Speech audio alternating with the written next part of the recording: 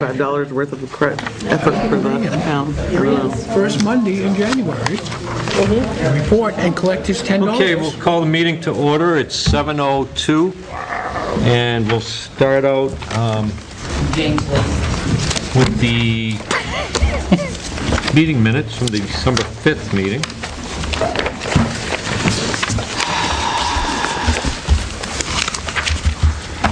Make a motion, we accept as written. I'll second. We have a motion to accept as written and a second. Do you have any discussion? And then we'll call the vote on that. All those in favor say aye. Aye. Opposed? Motion to accept is meetings for December 5th. Accepted. Yeah, okay.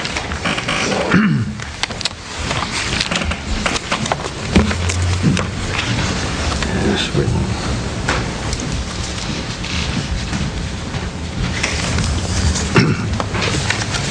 Okay, the next thing, we have the Red Cross here. If you want, you can come on up. Oh, there you go. Come on up and sit with us up here, yeah.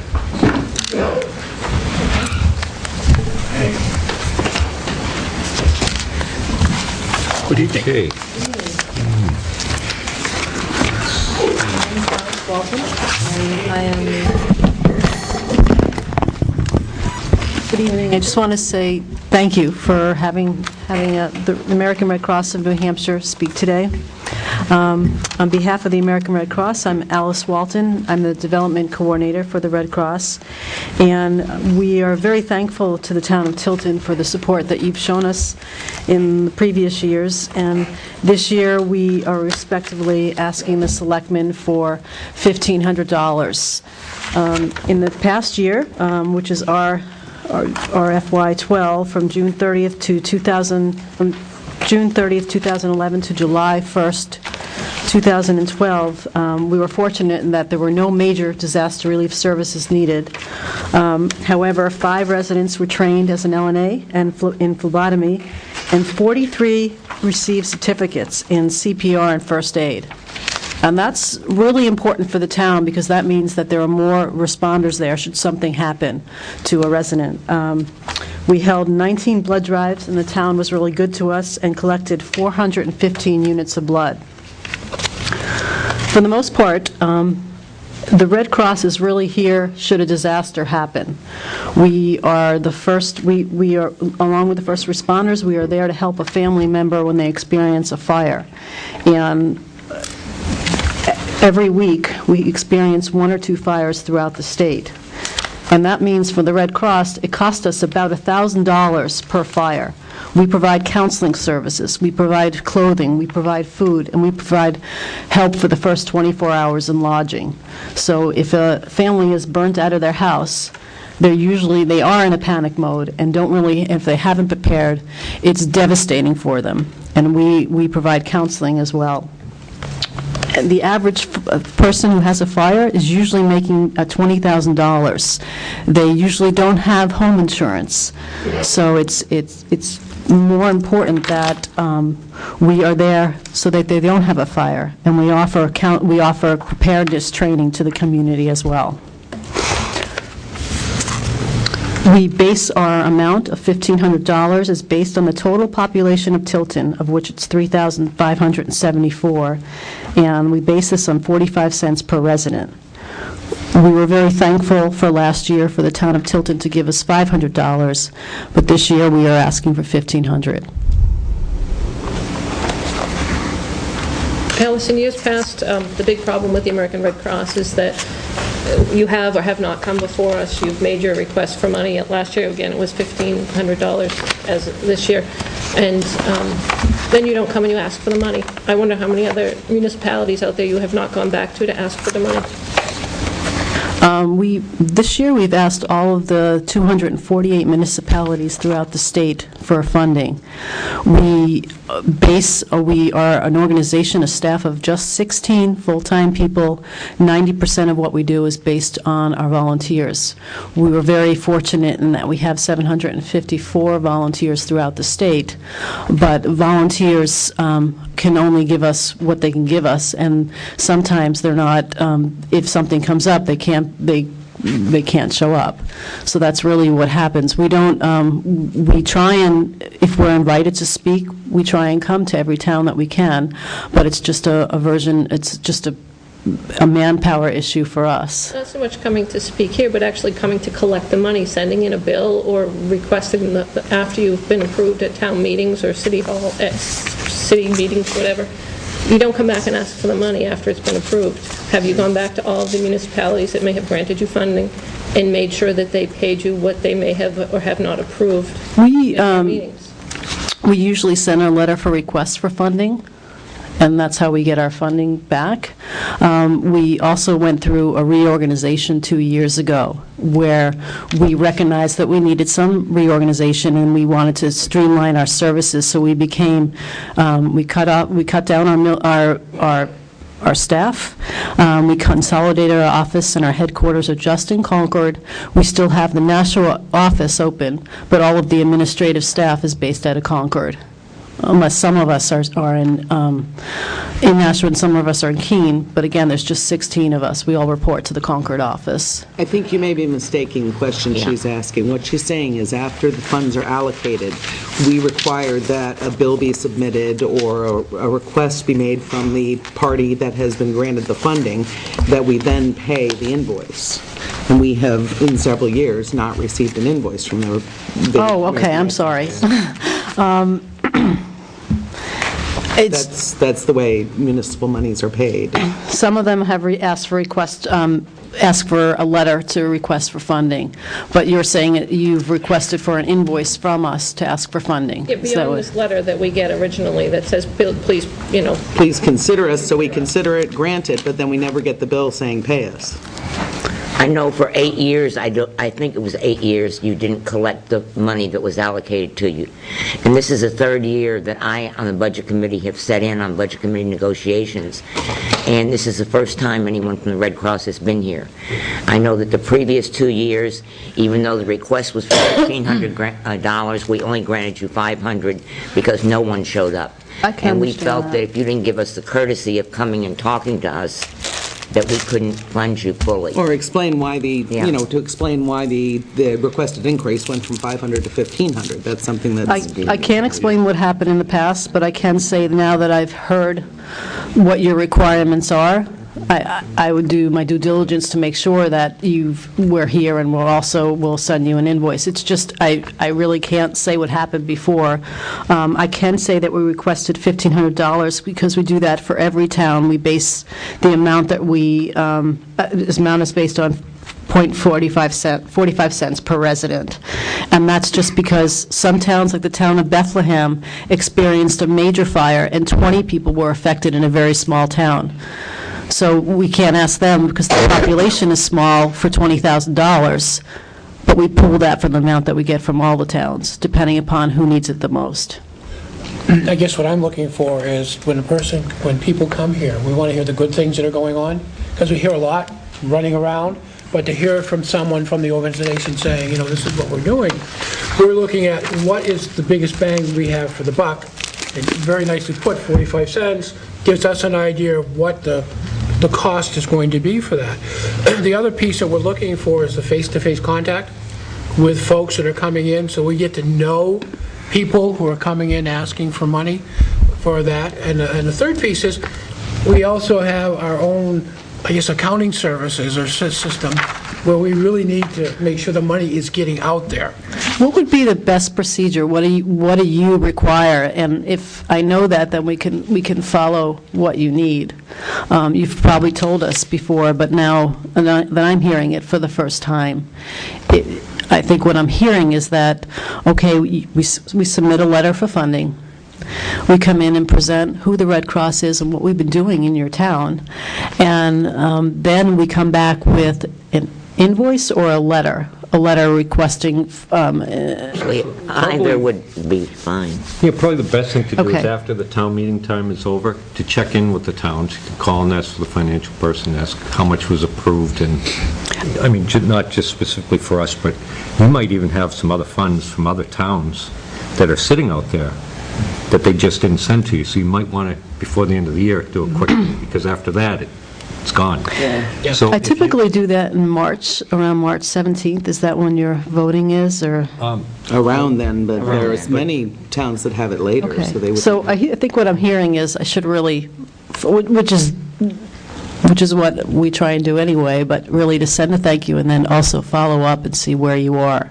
It may even require that maybe one of the selectmen has some questions that we weren't heard here, and I'd be happy to answer those at that time, too. And you may be able to delegate it to a volunteer who's actually out there just making contact, because what we're looking for is, we're a great believer that all communities should contribute, that Tilton will contribute its part, Northfield should contribute their part, Franklin, and so on, because we see this as a valuable organization, and we're just wondering how much money, we don't want to see money slipping through the cracks that could be used for help. As I said, we try and reach out to all the towns in New Hampshire, and sometimes things slip through the cracks, but we have been fortunate, and the towns around here have supported the Red Cross. Like the town of Plymouth has supported us with $1,000. Other towns like New Hampton have supported us with $974. Holderness has supported us with $922.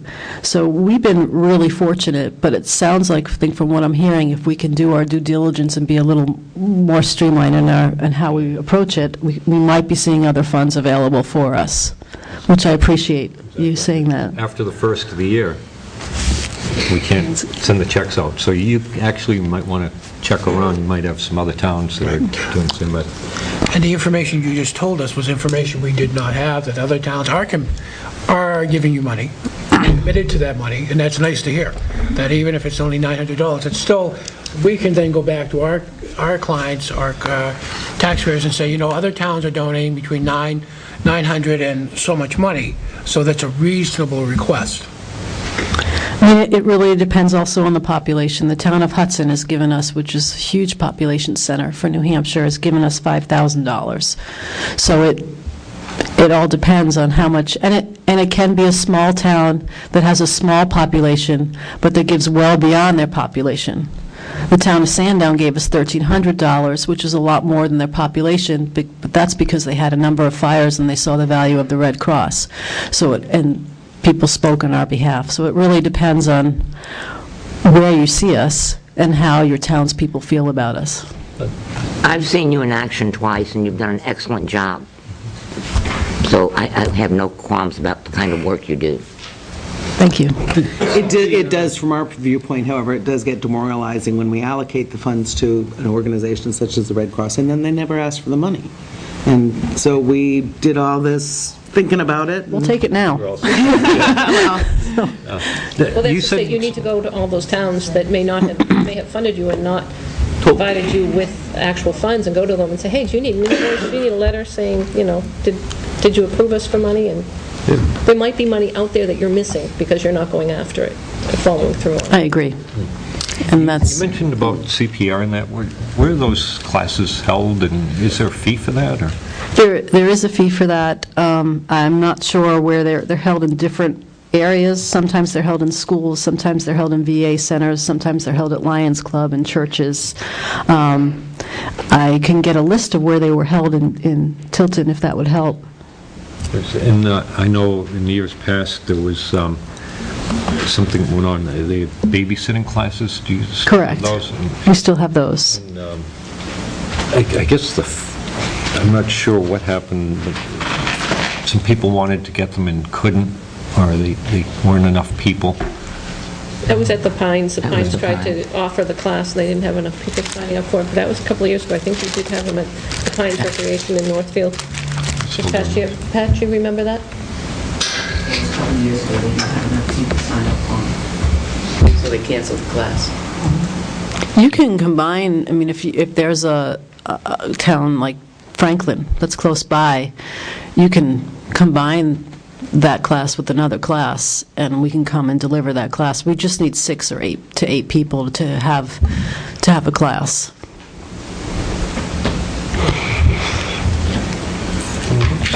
Pat, did you have a question? No, it was more of a comment that the Red Cross was allocated $500, and they did already request the allocation and received it this year. Great. You had a very specific way of funding Tilton. You said it was it 45 cents per capita? Correct. But yet, from your talk, it sounds like you don't carry that through to the other municipalities? We do carry that through, we do carry that through to the other municipalities, but it's up to them on how much they want to give us. Okay. So some will give us what we ask for based on the population, some will give us less, and some will give us more. So to use that same formula for Manchester, Nashua, and the bigger cities? Correct. Okay, but even the smaller communities, you use the same formula, but you're saying they may opt to give you more than what you've actually requested? We've been privileged in that happens. Okay. If there's been a major disaster, even if we've been a major presence for a long time. When the floods happened in Keene in May, they saw us for a while. We opened up a shelter, so it really depends on how widespread we are with the townspeople. Anything else? Anybody else? If I could say that the $1,500 we're asking for the year of 2012, the $500 was given to us for the year of 2011.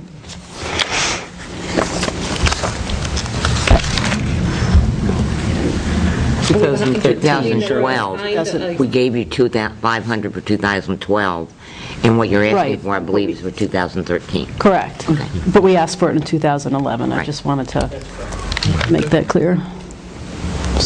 Because I get confused.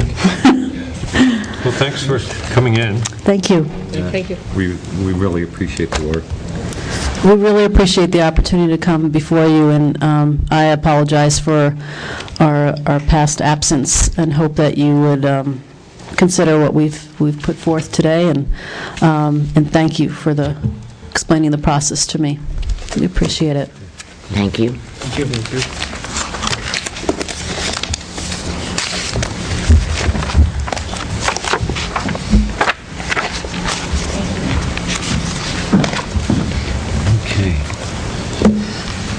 The next thing we have is Child and Family Services. Hey, come on down. Comfortable sitting. I learned last year that half of you are here and half of you are there, so you can hear us? Evil. He's doing very short.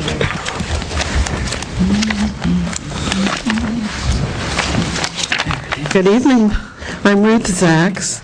I'm the Development Director at Child and Family Services, and this is Tony Cheek. He's our Chief Financial Officer.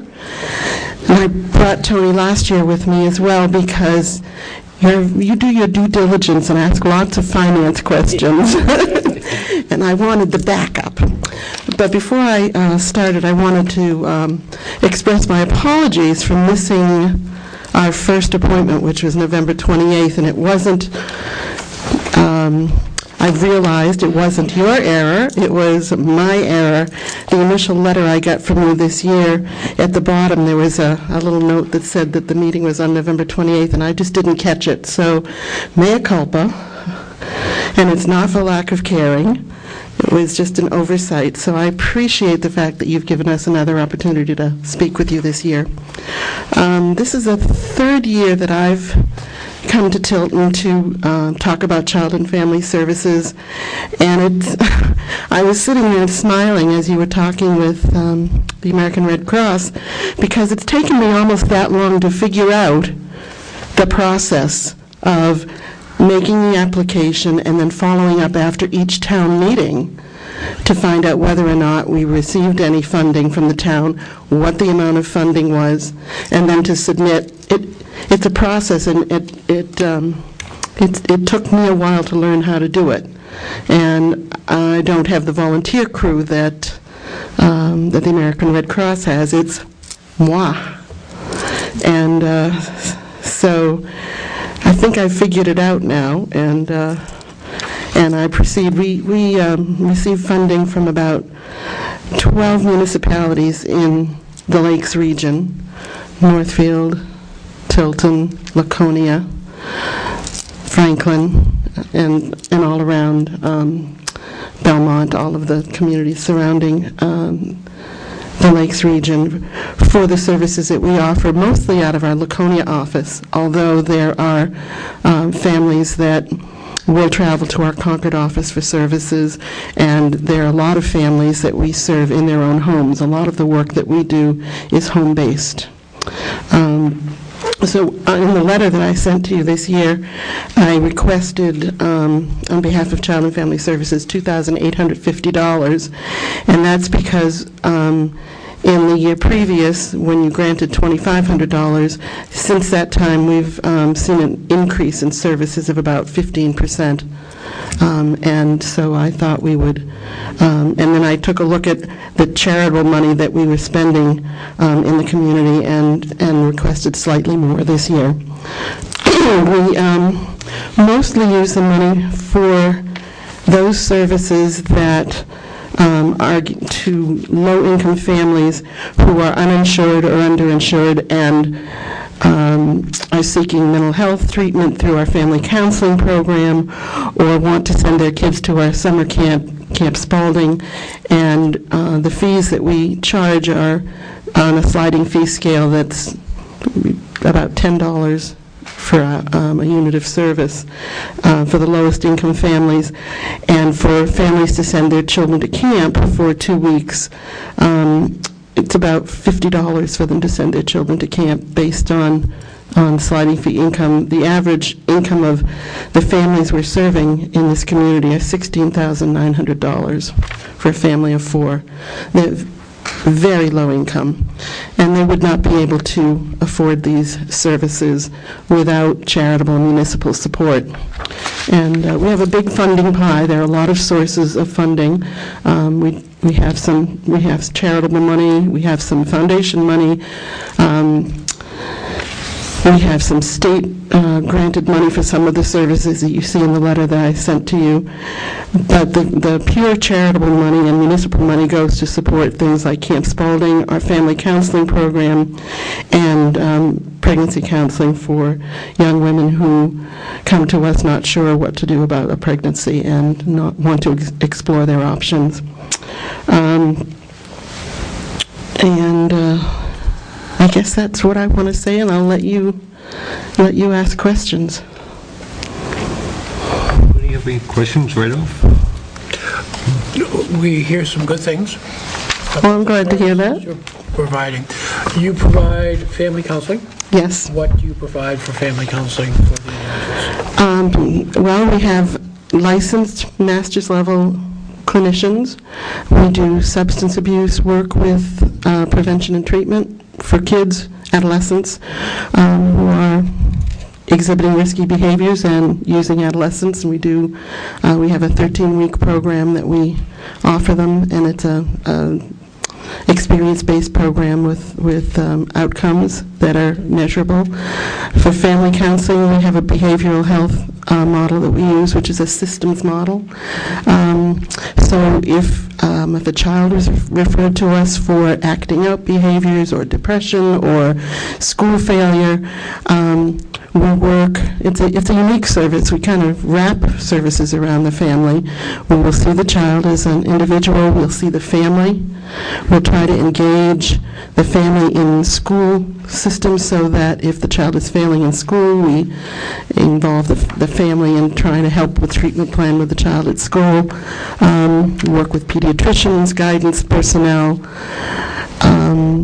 We work with the local mental health center with Genesis. We work with a lot of other agencies to wrap services around families, and we coordinate services. Wraparound systems always has worked very well in New Hampshire. I'm glad that you using the wraparound program. Educationally, do you offer any parenting courses or any kind of education? We do. We have several parenting models. We use the nurturing parent model, we use the step parenting model, and we also have a program called the Circle of Parents, which is geared toward low-income families who may have experienced a report of child abuse and neglect, and they really lack parenting skills, and it's not as structured a group. I like to say it's based on the old Parents Anonymous model. Am I? Just away from you just a little bit. I talk too loud. Lee. It's okay. It's the singer voice, I guess. I don't know. So the Circle of Parent groups meet weekly, and basically the parents in the group set the tone and the curriculum, if you will.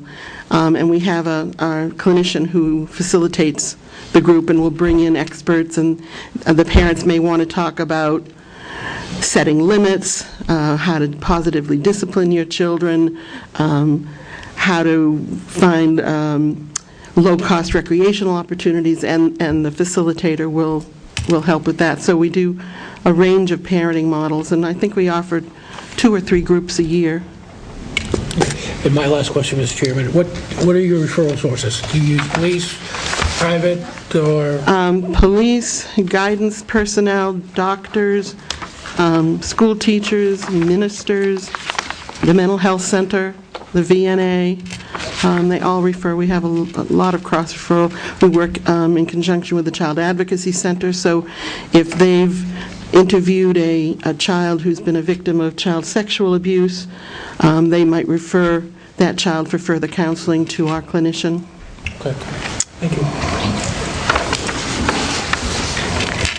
Do you work at all with the Pines to get some kids into camp there? Or?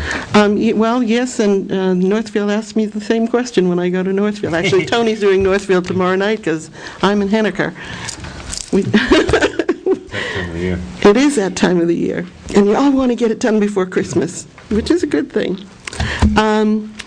Yes, we have quite a few Northfield kids and quite a few Tilton kids who have been involved in the Pines, and I always leave our camp brochures there so that we make sure that folks know that it's available.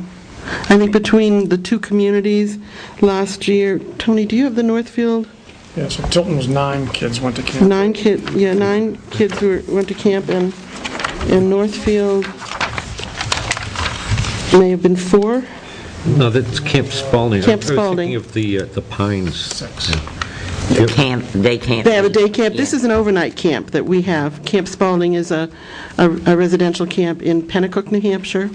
It serves primarily low-income families, and so we raise scholarship money so that kids can have an overnight camping experience, which is a very different animal from a day camping experience. Not to say day camping is bad, it's not, but as kids get older, it really gives them some life skills that can be very, long-lasting. Independent living, choices, learning how to live with other people. It's a pretty exciting experience. So you don't partner with the Pines in terms of camp? No, we don't. But some of their kids who go to day camp at the Pines may very well come to 2 weeks of Camp Spalding as well. I just didn't know if you were to approach them or anything to see if, scholarship programs or... I'll talk with them. Sliding scale. It's, On the list of services you give here, you have parenting aid / child health support, 2 individuals for 138 hours, 138 days. 138 hours. Okay. A unit of service is an hour for that program. And that's one of the programs, basically that's supervised visitation of children who have been removed from their homes for a founded child abuse case, and the child is living in foster care, and our parent aides will facilitate visits between the birth parents and the child with the hope of reunification. And so we're charged with making reports to the social worker, the Division for Children, Youth, and Family social worker, who then goes back to court and talks about how the parents are progressing. So we do a lot of parenting skills building in those visits, encouraging parents to prepare healthy snacks for their children, to engage with their children, to positively, spend time with their kids during those visitations. So it looks like in that 12-month period that there were 2 families that received those services in Tilton. I must be missing paperwork here, because I'm pretty sure we got something along this line, but I can't find any financials for you. Did you provide I financials? did. It's probably mine. 14 copies. I don't doubt it at all, but I missed a meeting. Are all of you missing them? Yeah, I couldn't find mine either. I had the brochure, I have the And I know that I thought I saw them at one point, but I don't have any. letter brochure and the request, but Well, Anna, did you have a copy of it? Yes, I think. Here we go. It was in a packet. did you, yeah. Do you have this one? Yeah, I have that, Yes, but I I have was just looking that. for the normal financials that would tell us. Yep. Yeah, there's a 3-page. I don't have any of them. Do we want to make copies? I sent, I can't ask financial questions if I don't have financials to look at, and that's not mine. That's the local one. There. There we go. Thank you.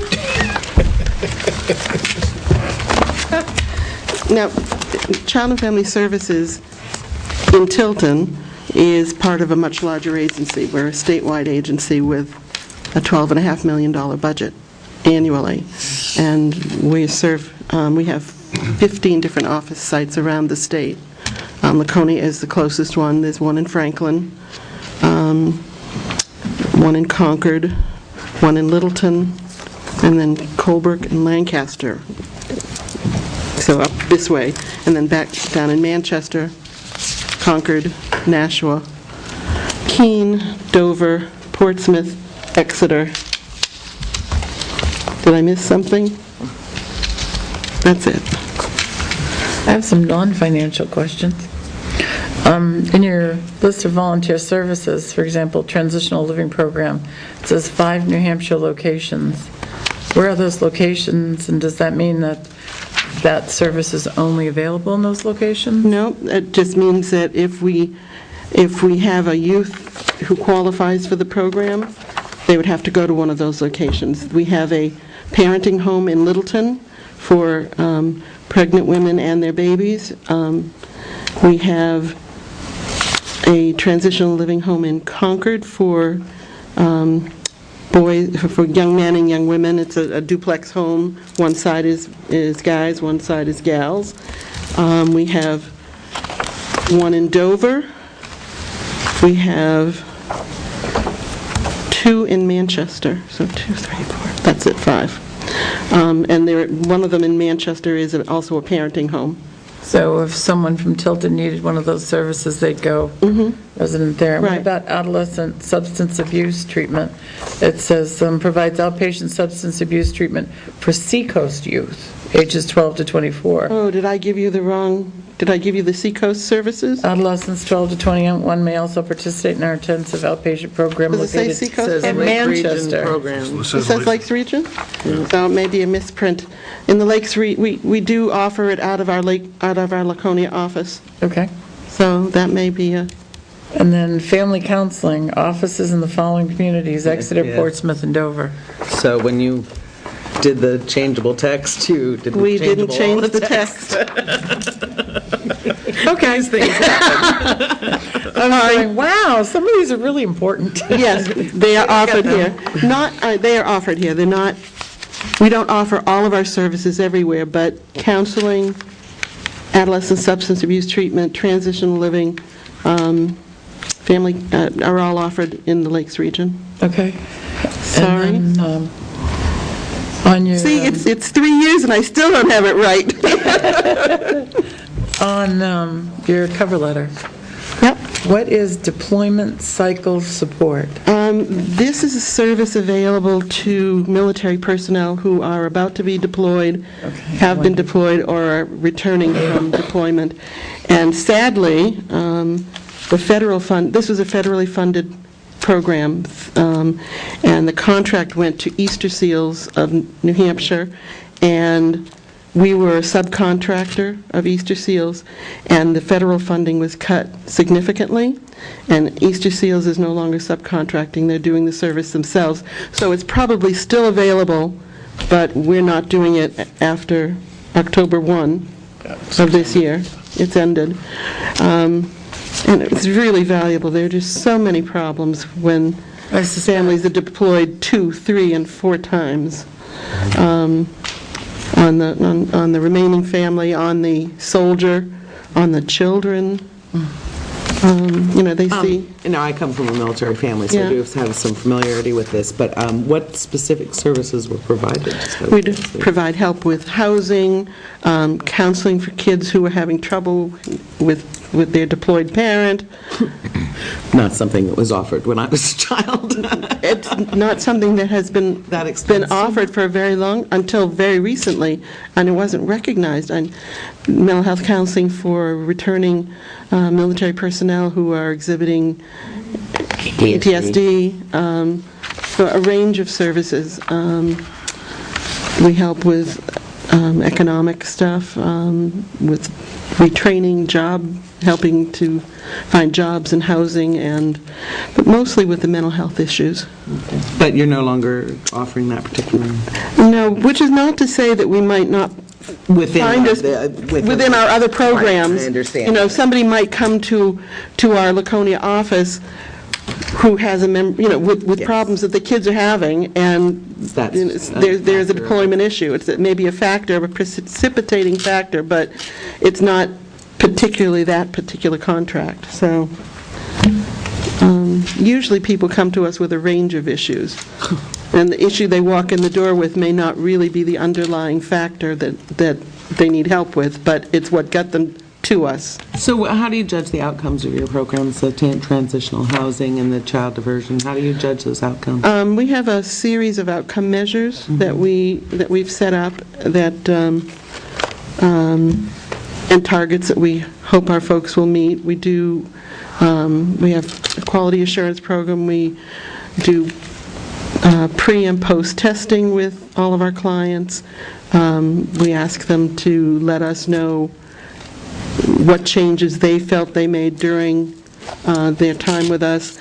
The clinicians do pre and post work on, and then we check those against what we've said we're going to achieve. And if we've asked a client, what do you think you've gained out of this particular time with us? It might be that we're looking for 70% of the clients will say that they've improved in their parenting skills, and we're always hitting way above targets. It's based on science and math and general Do you have a and timeline of evidence. follow-up? For instance, in 6 months after Yeah, the we release, do follow-ups. Yeah, we do a follow-up survey, I think 3 months after service, and then 6 months after service. For some of our If there's still a clients, problem, do you bring the clients back into the program? most of our programs are voluntary unless they're court-ordered. So, pardon me? Sorry, talking to myself. Families will come back to us on their own if they need us, or if they need another service. Somebody might have, for instance, been in the parent aid program. The reason I put child health there is that's what the Division for Children, Youth, and Families calls that service, is child health support, but it's really a parent aid who works with the family. But they might have been in that program for 6 months, gone back to court, and the court has recognized that the parent is ready to reunite with the family. Child is returned from foster care, and then they might recommend that the family get some counseling or go to some parenting classes, and we might see them in another way. I'm missing pages. But in fact, there's no sure follow-up on once they've gone through whatever Here's my program they've copy. gone through. Let's see if that's complete. All mental health programs is that the ones who need them most. The children that went to Camp Spalding, it says 9 kids. So 9 kids went for $50 for 2 weeks? It's $50 for 2 weeks? Well, I mean, the cost of camp is $900 for 2 weeks. right. But the average fee that the parents paid based on their income was between $50 and $75 for those 2 weeks. And the rest came from charitable and municipal funds. Is that 14 days, is that 10 days? 12 days. 12 days, okay. So what parents paid last year was $225 toward their child's experience total, I think. Wait a second, let me do that. $450, and the rest was raised charitably.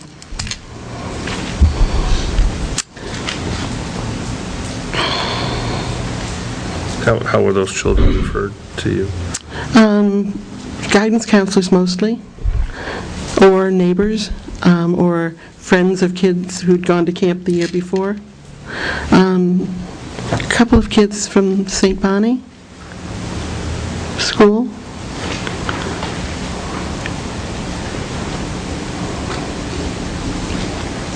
You have 13.9 million in unrestricted investments. That's a Tony question. Looking at the audit now. Yep. And the copy that I have has pages 3, 5, 7, 9. So it's almost it's like missing that. every other page. So, I'm sorry. For the copier. Went through the copy. Double-sided, but didn't do double-sided or something? Double-sided. Yeah, okay. With 13.9 million in unrestricted investments, you take a percentage of that every year to do what?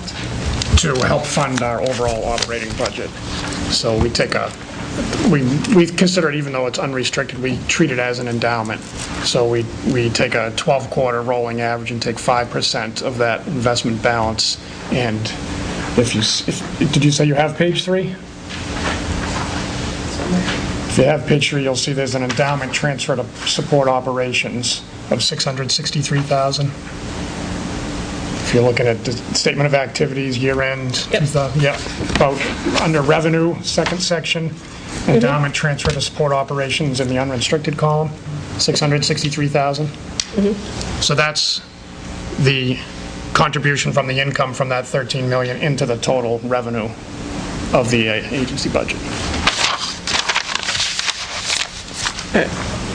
How often do you look at how those funds are invested? Well, we have a finance committee that meets on a quarterly basis and reviews the finances, and we have a third-party investment advisor, Prime Buckholz, out of Portsmouth. I'm not sure if you're familiar with them, but they're a fairly well-known investment advisor. They specialize in nonprofits. It looks like you spent $100,000 on their services or similar services. No, well, their investment advisor fee specifically is $45,000, and then there's custodial fees for holding the assets and that sort of thing. I'm not sure where you picked up the 100 total. I know the 45 specifically for... It was one of the, 3, 5, 7, 9. Came across it somewhere, yeah. It seems a little high to me, but I know there is... It seems very high to me. But the investment fee itself is... On top of the losses that, in those funds Yeah. that occurred, and I know that the stocks have not been the best place to be investing any money these days, but to take almost $1 million hit in investments in a year's time is a huge hit. Huge hit. Yeah. So you might want to be just looking at that. So we look Your at it. trustees really should be looking at that. Oh, yeah, the finance committee reviews it quarterly, and the trustees get a report at every trustee meeting, which is, we meet 7 times a year, I think. And most of us are not going to see, $100,000, in a year. So to have that be lost in an investment, that's a lot of programs that could be It supported. was. Yeah. It was, and we've made adjustments. Have $1 million. We've downsized significantly. Worth of the whole state's worth of operating. We've downsized. And 2 years ago, we probably brought you a budget that said we were a $13.5 million agency. This year and next year, we're a $12.5 million agency, and we've made adjustments to some real adjustments. We've, laid off some people, we've had to cut some losses, we've streamlined things, we've cut some administrative staff, and the most important thing is getting services out to the families who need it, so the So it's been administrative... cut back? Have you, what you Not- provide for services been cut back? Not as, Those losses? a little bit, but not significantly. It's we've kind of economized in the administrative end of things.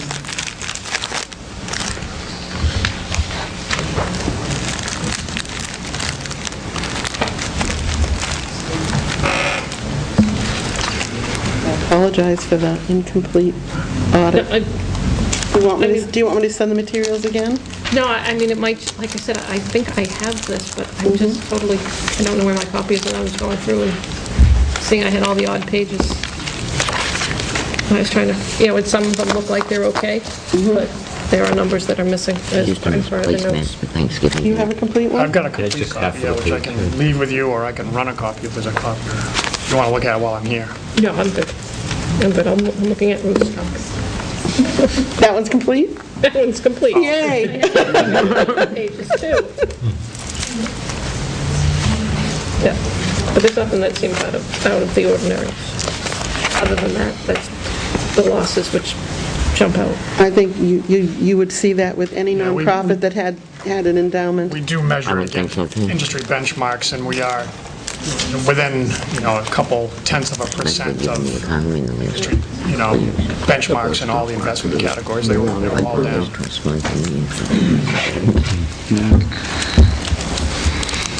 I don't have any other questions. Anybody else have any questions from the selectmen? Again, I'm sorry that we have our back to you. Thank you for what you do. Yeah, the Thank you. services you provide are top notch. Thank you. I will let our staff know. They'll be pleased to hear that from you. They work very hard. We like to tell people that we're on the road all the time. We traveled 1.2 million miles last year serving families around the state. So, from the Canadian border to Maine to Vermont to the Mass border, our people are out there. So, I'm glad you're hearing good things. Good work, keep it up. Thank you. Thank you very much. Would you like to keep that? I'm all set. Okay. I mean, Do you have an unless- extra do you- copy do you so we wanna have make one Sure. that we know is complete? Can't let the numbers go. Yeah. I can let the numbers go. I can let the numbers go. Oh, it's your addiction, you gotta get the numbers. I thought you were looking for a job with them, I have Tony. complete financials, tax returns. Thank you very much. Thank you, guys. Good night. Thank you very much. That's complete the first half, and then... You got all the rest of it. I don't have all the the- tax returns. but Yeah, the that's tax all. returns, yeah, you can have We'll be it with back. that one. So, we'll I don't need the paper. give Joanna control. Of course you do. You're an accountant. I pay bills. Social workers, shredders. Okay, the next thing we have is the Select Board, Highway, and Police Department. Just take a couple minutes. Our work there. They do all have the latest copy of the draft, and I reiterate the draft copy of the Selectmen's budget. A couple of notes that we still, the board is not, this is an estimated amount for the Parks Commission because we just got their budget today, so the Selectmen have not looked at their budget. So that's just an estimated amount that they're, that's why you see the difference in the values there.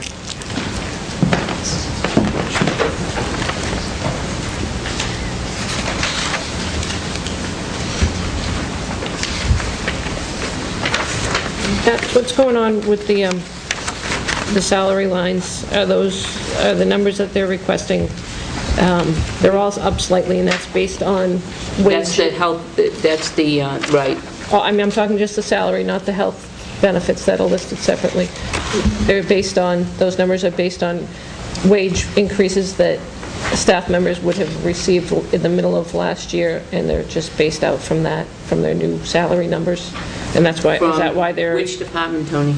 Let's see, the town administrator was there, it's gone up from the 70,000 up to 72. That would include what they received last year for the merit. Right, that's what I'm Right, saying. yes. That's what I'm saying. Yeah. Yeah, Yes, I just want to make sure that I'm not missing something that's there. correct. Yep. There are no anticipated wage adjustments in the town office salaries or highway. There is just, in each department, you'll see a merit raise, 2.5%, that we put in each year. Is that even in the PD? It's in PD only for the non-union people. The PD is contractual step increase.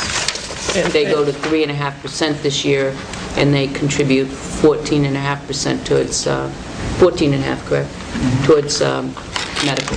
And of course, what jumped right off the page at me is the new line for parking enforcement. We haven't- We're going to have somebody strolling down the street, swinging a little baton? We have not made a decision. The Board of Selectmen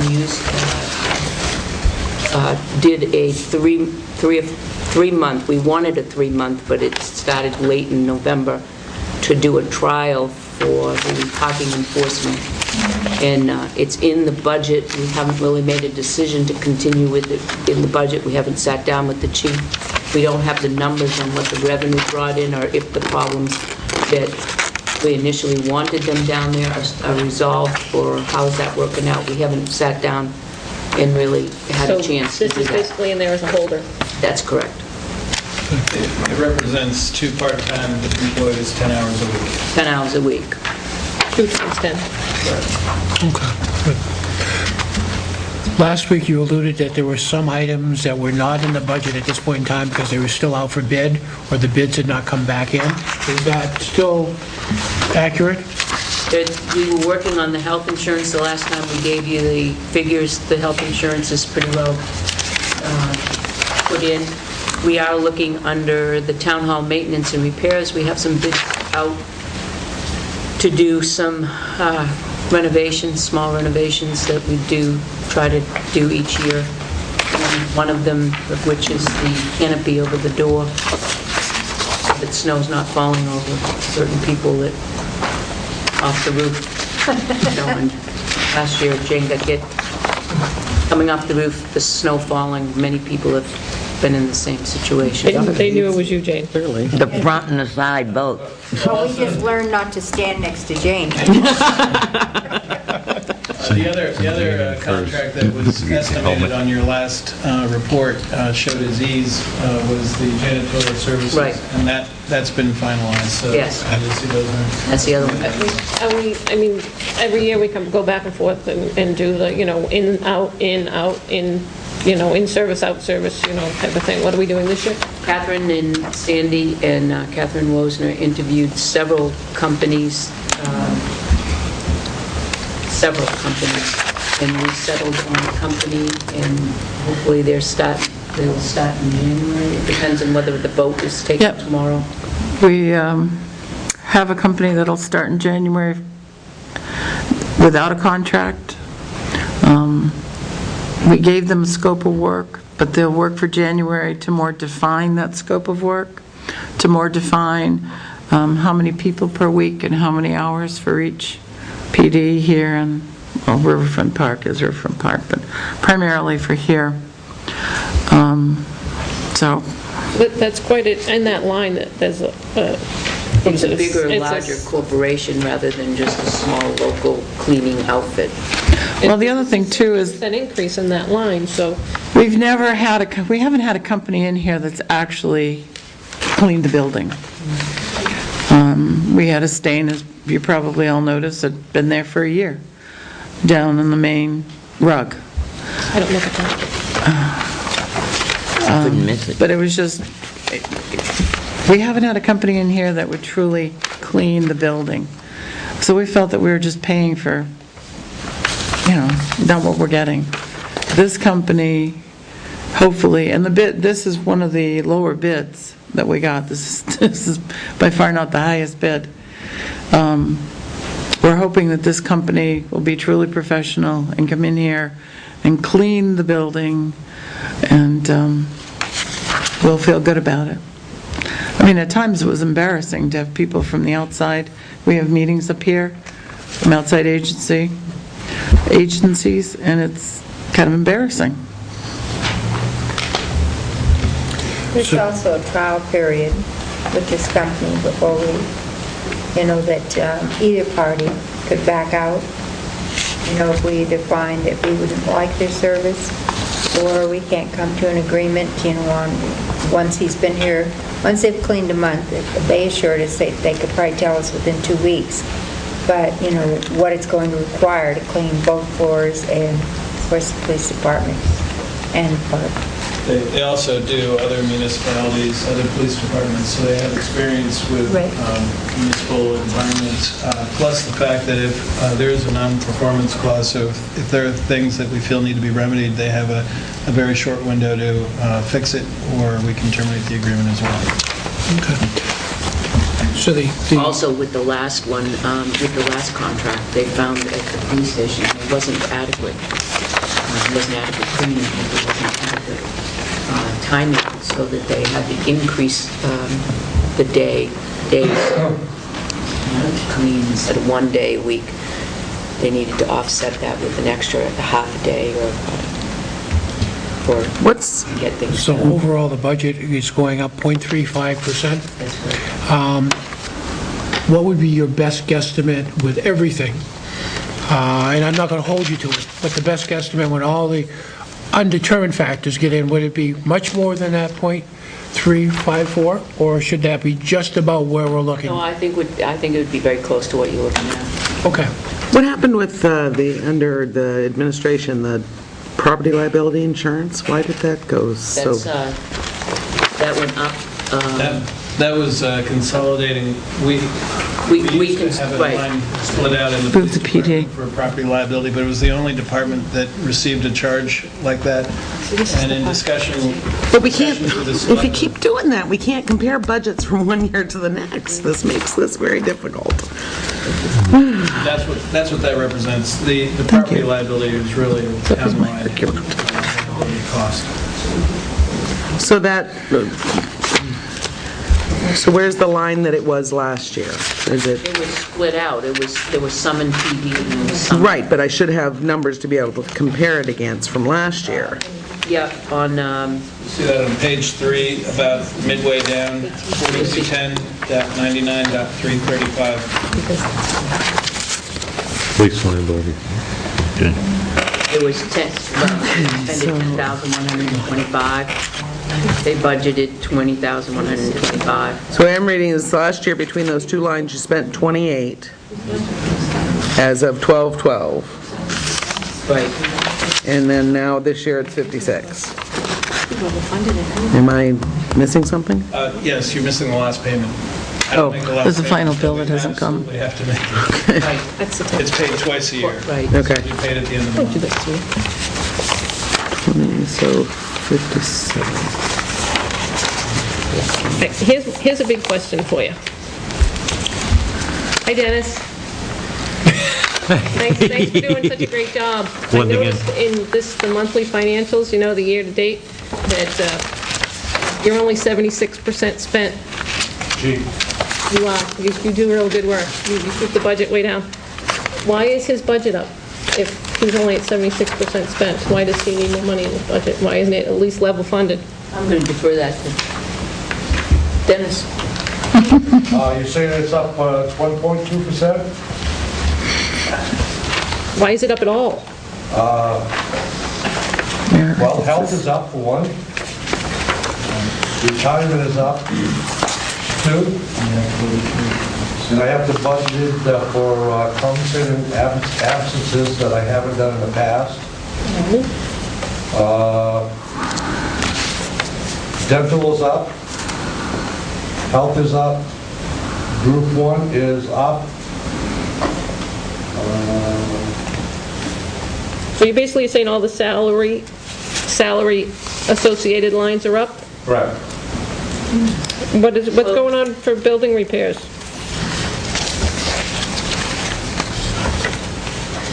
It's up 18% by what Tim has on here? 3550. Not that I don't think you could use a little paint and stuff on the building, just wanted to know what the details are. Just one second. Looking up your chair. Only 73% spent this year to today. Exactly, that's what I mean, why is his budget up? That's advertising. That's how I normally sneeze, too. He hasn't spent because there's no salt and snow. Well, that's true. Last year, there wasn't much. We also had leftover from last year. And he's tight, if you haven't heard the squeak when he walks. Oh, I know.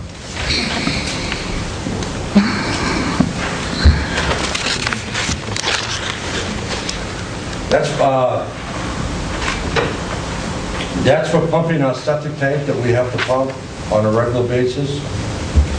Generally, That goes under building repairs? that is correct. It's $225, $230 times 10 times a month, 10 times a year, which is $2,300. We have to service our furnaces, which is $500 approximate. And any overhead door repairs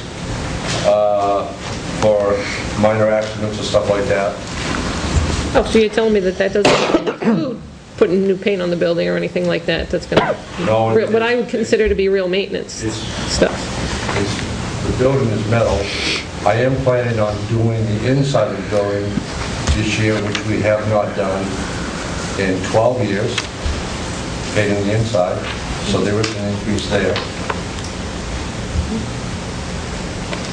What is the, your road materials? Where's the price increase there? It's up $2,000. And why it's up to $1,000 is because I had to purchase speed bumps that was not in my budget for one, which was $900. And another one was,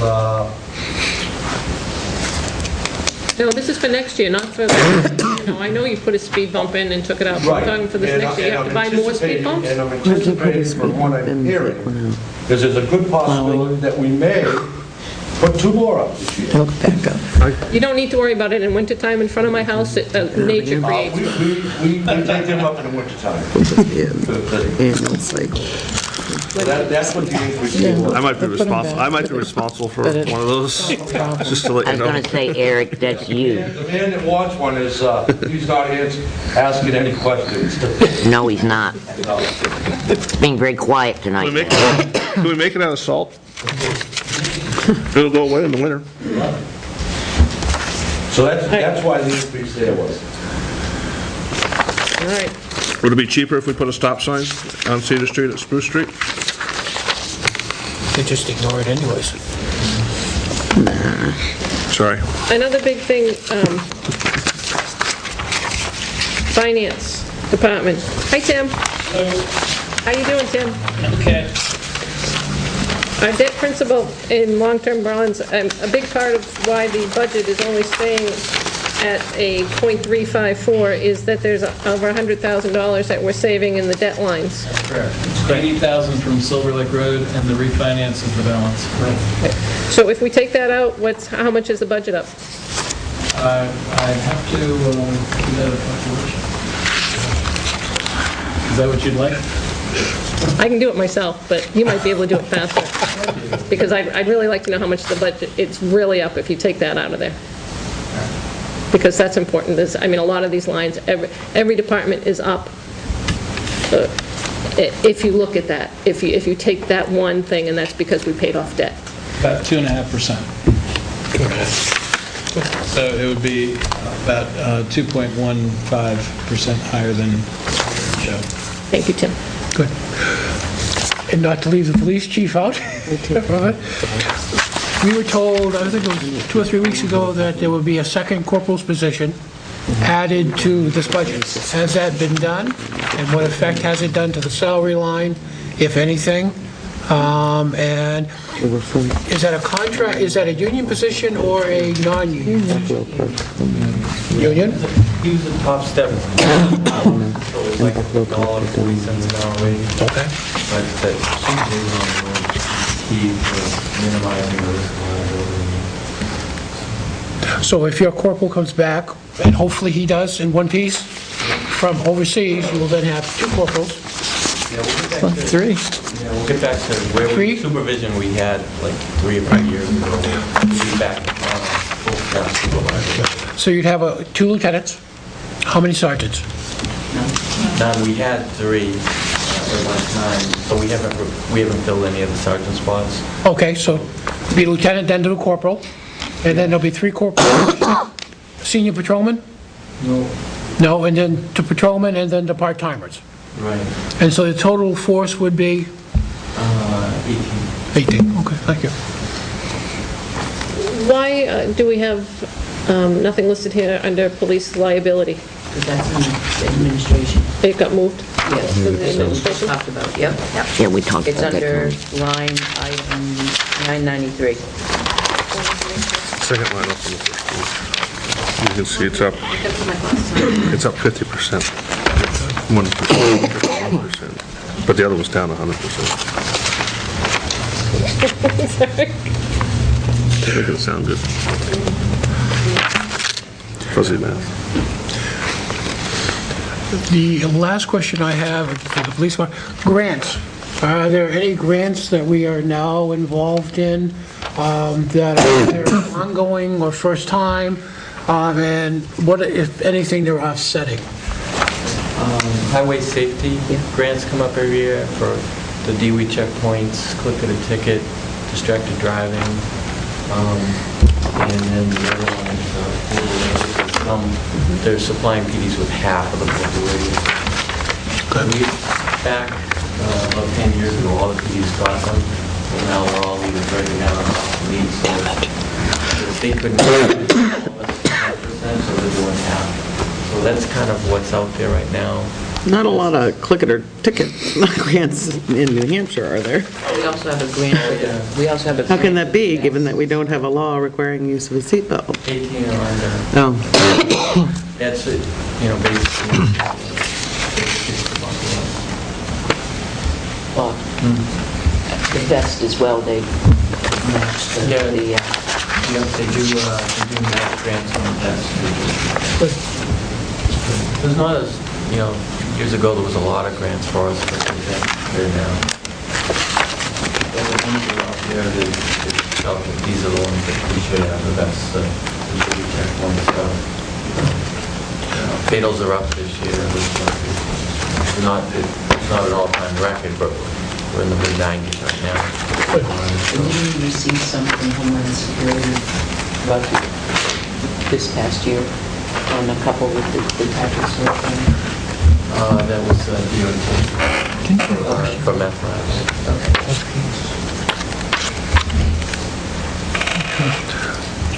We normally get paid.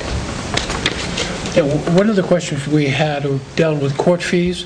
An officer is going, it seemed like court fees was a lot of money being spent out for officers going to court, and we were recouping a very minimal return from that. Is there any way that we could look into that and see if there's some way that we can get some of that money back that we're spending? The court fees are minimal. It's what the state pays for the three witnesses. So we have to ask the state to keep it more. It's been that way for years. I know it's frustrating. And so basically that money comes back to the general fund. We've been talking to Jeannie Forrester, state senator, about sponsoring a bill so that when, our officers spend all their hours in their cruiser, whatnot, giving someone a ticket for speeding, that we recoup at least our expense instead of it all going to the state. I'll talk to Dennis Fields because he's on the criminal justice. Dennis Fields is. You have an older building with increasing maintenance issues. We noticed that in the budget because it seemed there was a certain amount Well, we renovated it last year to take care of some of the issues that we had that were liabilities. So we put a cage around with the prisoners, we revamped the bathroom area where the prisoners were there for safety issues. We put a door on where the dispatch unit was. Downstairs, we changed the cellar basically into rooms where they now have a locker room. They were changing in the hallways. And they have a locker room, and now they have also a protected area where they can do their testing and all their... Like a little lab. Like a little lab. Detective department. Evidence technician, thank you. That's basically what we did, because the evidence room, there was a crack in the wall, there was some issues going on, that was repaired, and we could no longer maintain the environment in that room, which was evidence, and going to court with tainted evidence, you couldn't do that. Do you foresee any outstanding problems during this next fiscal year with that building, or the maintenance or upkeep of that building? Other than no room. Storage, I mean, he has right now, he has a trailer, the Tilton trailer that is rented, that is housed up at 61 Business Park Drive. And as you all know, we've put that 61 Business Park Drive on the market.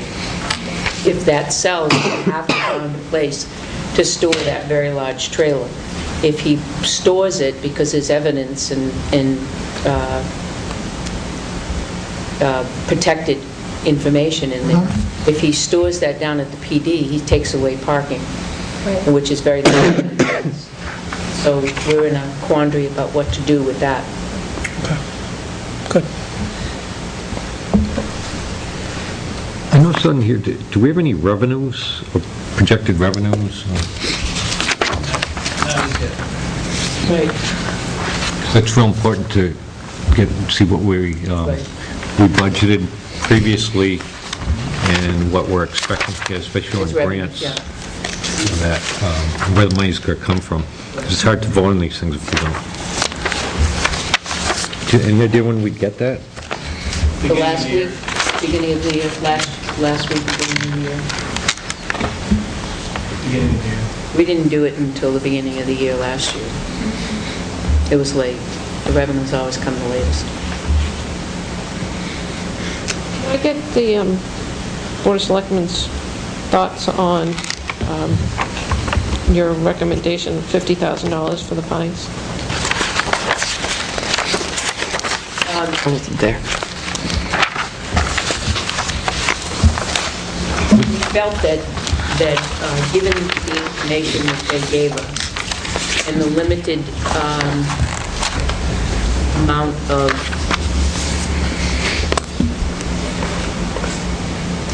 motivation that they had to go out and get, that's not even an incorrect word.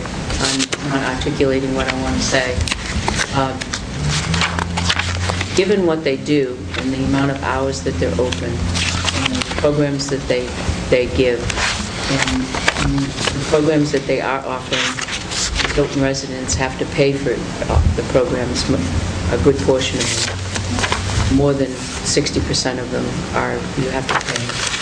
And then the inability to get scholarships for anybody less fortunate to go to.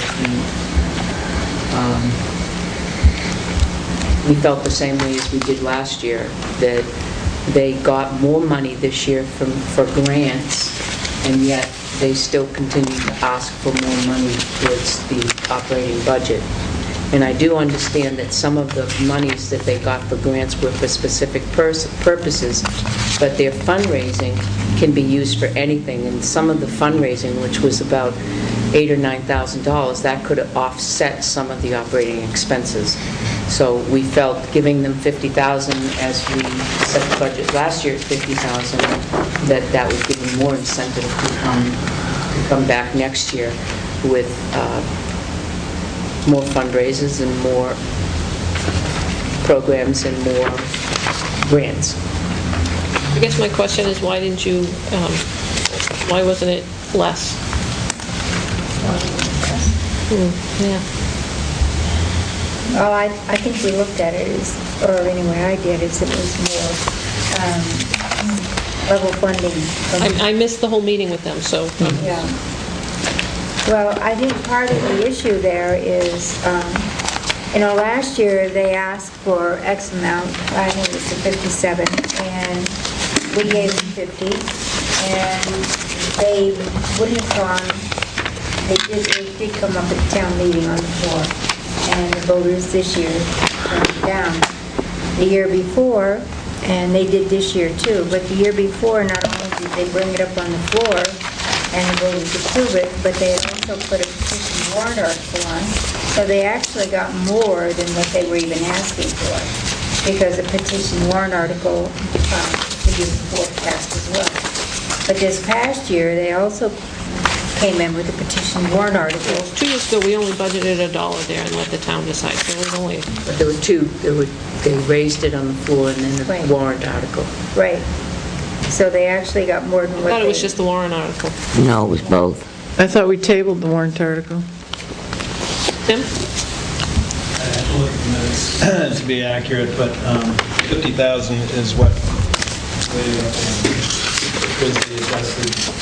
Not last year, the year before. The year before that. Yeah. I have to look at the new one. So anyway, this past year, obviously, they also did a petition warrant article, but they brought it in at the last minute, and all their signatures weren't good, so that didn't get to go on. They brought it in too late. Yeah. So, it's not like what we're trying to do is to get them to be, more self-sufficient. You got the distinct impression, or I did anyway, I don't want to speak for anyone else, that this was just something they expected, and they found it appalling that we didn't just give it to them. And, even though I know the year before, all the vendors were asked to at least level fund because of the economic times, but they were one of the few that didn't. They wanted more money. So for what they're doing, and considering that they're charging all of our residents to be part of these programs on top of everything else, I don't see where, you figure between the two towns, they're getting 100,000 plus. And, it's like, plus they're charging for everything that they're getting from, the people that are coming over there. It just seems to me like they need to take on a little bit more responsibility. It's not a municipal entity anymore, it's a private entity. And normally, we don't look at them the same way. They need to help themselves as well. I think that they perform a valuable service. Yes. And I think that if you listen to the residents of the town, they really want to continue to have the Pines and have it available. The Pines is a private entity, it's an outside agency, and we fund them. And if you have to really keep in mind that there are a lot of families that go there from Tilton, and that they do perform a valuable service. But I think we have to try to motivate them to be more fiscally responsible on the budget themselves. And I don't know how else to do that, because I've been a selectman for 4 years, and I know all of my 4 years, we've done exactly the same thing. And last year, the last 2 years, we've cut it and cut it and cut it. But I don't want to cut the service out, because there's families that depend on that. But by the other side, I don't want the taxpayers to have to fund something that they're really not going to get if people is just sitting behind a desk and not being motivated to go out and challenge and get fundraising and somehow get other fund sources, I should say. One thing that is bothering me in all these discussions of the Pines is everybody keeps referring to this as an outside agency, but this was, if you remember the history of the Pines, this was, the two towns came together to establish between themselves a jointly shared recreation department. And the only way you can do that, of course, is to be ex-municipal, because that's the only way the two towns can share that was the reasoning that was given at the time. But it was intended to be funded by the towns, for the towns. And to say that it's an outside agency is not it's not the same as a lot of outside agencies. This was by the towns, for the towns. I think from the way that we have to look at it, it is an outside agency because they ask for funding from us. We don't support them. We don't own the building, we don't own any part of it. It's not a part of us anymore. It's separated, I don't know, years ago. Catherine could probably give you more history on that. But, I mean, I only got involved with it 4 years ago when they came here for the budget, but... Well, I mean, I was here when we okayed the funding to build the Pines. Right. And it was intended to be a jointly shared agency between the two towns that benefited both towns, and because it was jointly shared, it was set up as an outside corporation, so that we would both pay our fair share into this single entity that the towns funded. I mean, The two towns had actually been paying for it for quite a number of years. Well, but to build the building, No, I mean, they were paying... Tilton and Northfield came together and joined the Tilton Northfield Recreation Council. Right. That had been going on for, I don't know, I'm going to throw out 20 years before they decided to become a nonprofit. They got a block grant to build the facility that they have. Northfield sponsored that block grant. It had to be municipal. And as soon as the building was built, they became a private nonprofit. I don't know why. Because the towns came together and funded this, just like we fund the library, just like we both fund Park Cemetery, and there was no reason why that shouldn't have stopped. For whatever reason they chose, they became private nonprofit, and therefore municipal control stopped. And I think that's the big issue. The second part of the New Hampshire State Constitution doesn't allow us to fund other than municipal entity. The taxpayers' dollars, so we buy services from them. My 2 cents in all of this is, it was created by the two towns to provide recreation for the two towns. They did become private nonprofit. Legally, it changed some things, but I think their mission has remained the same, to provide recreation for the citizens of the two towns. I've been challenging them for 12 years, and I think they've come up. But I guess they have done really what I've asked them to do, to create more programs. It's not like we're underwriting programs for people coming from all over the state. The people that go to the Pines live in Northfield and Tilton. I mean, for the most part, it is for our two towns, funded by our two towns. They have increased their programs. They've tried to reach out to high school kids, middle school kids, which had been lacking. I think they're trying. I think they're trying very hard. I agree with Kathy. I think they are doing, under really quite difficult circumstances, they're doing yeoman-like work. Tim? I was just going to say, I have the answer if you're interested in 2011. 2011, the request was $54,500 from the Pines. The selectmen, in their recommended budget, had $27,250. The budget committee made it $1. There was a petition warrant article number 14 for $7,223. And at town meeting, when the article was brought up and brought to the floor, pardon me, it was amended by Pat Clark and seconded by Dennis Manning to change the warrant article to the sum of $54,500. So it was strictly the warrant article, And that's what passed. plus the $1 that was in It the was the budget. amended, yeah, it was the amended warrant article. That's what I was Thank you. One of the things that they mentioned in their 2010 presentation to the Budget Committee is that this year they're concentrating on fundraising, and next year, when he can show results, he'll be more comfortable with lowering the request. And going back looking, it seems like their grants and donations are going down, and they're asking for more. I think he was advertised as someone who was a grant writer, and in my eyes, he's not coming through on that aspect. I mean, I know that they provide a great service for the town. We've, we'll try and keep this focused on anything from the highway or the police or that while they're here, because we don't have to get them back for more questions. Really? Oh, We come on, can I go like on, having we them can go on here, for the John. fines for a while, that's going to be time consuming. I'm sure we'll have some more questions we could just request. There was one thing. All right. I asked my questions of Dennis already. I do, Bobby, how soon before you're outgrowing that, have completely outgrown that police station? I mean, 10 years ago? 10 years. I mean, how long is that building going to be effective for you, and when do we need to, like, really hop into action to find you someplace new? Yeah, I mean, it's one of those, they really did already outgrow it, and they're on top of each other, and we're just trying to make it work until... I mean, did we buy some time with the alterations or the renovations? Well, you made it safer, right?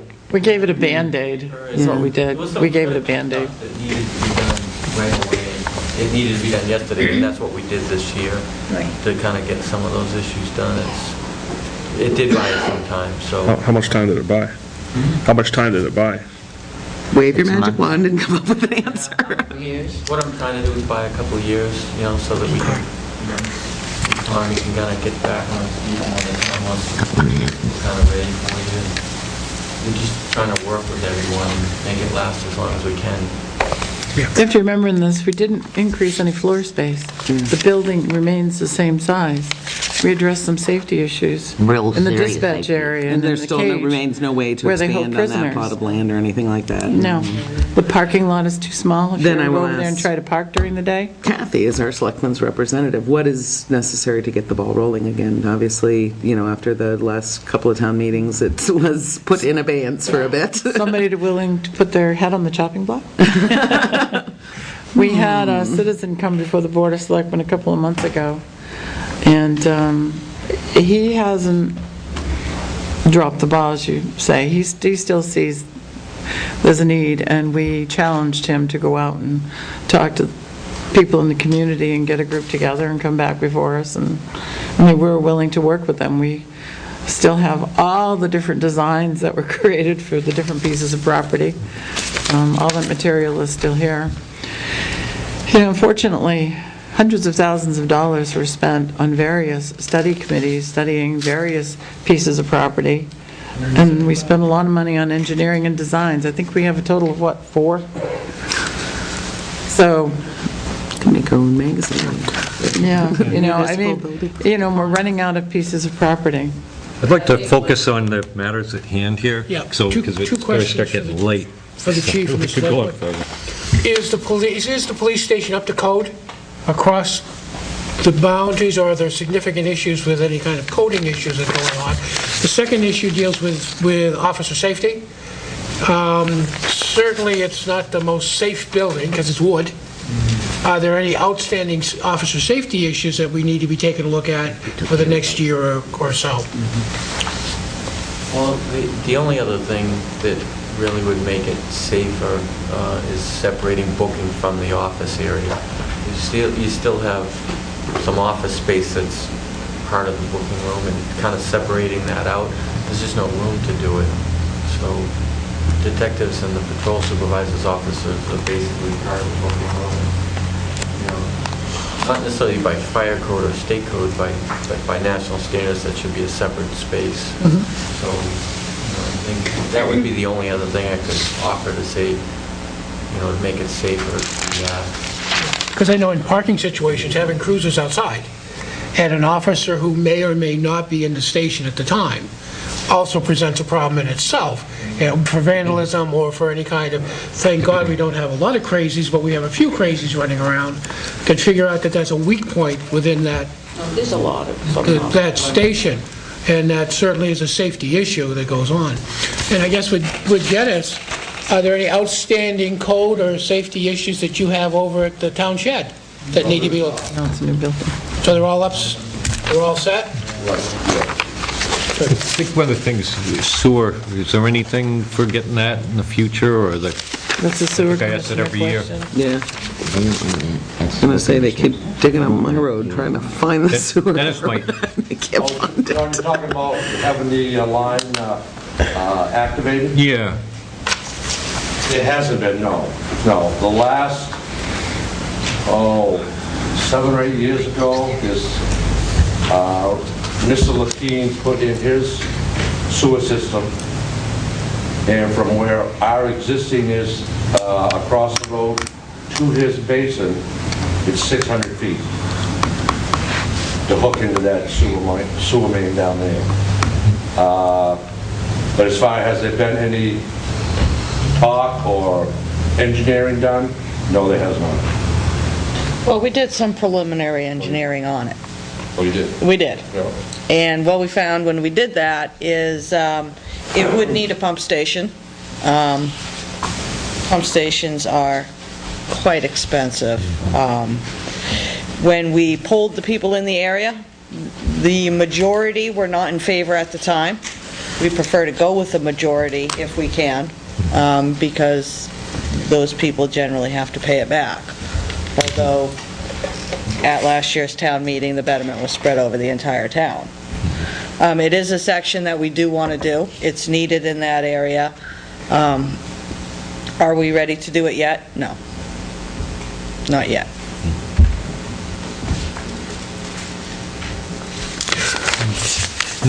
Revenues.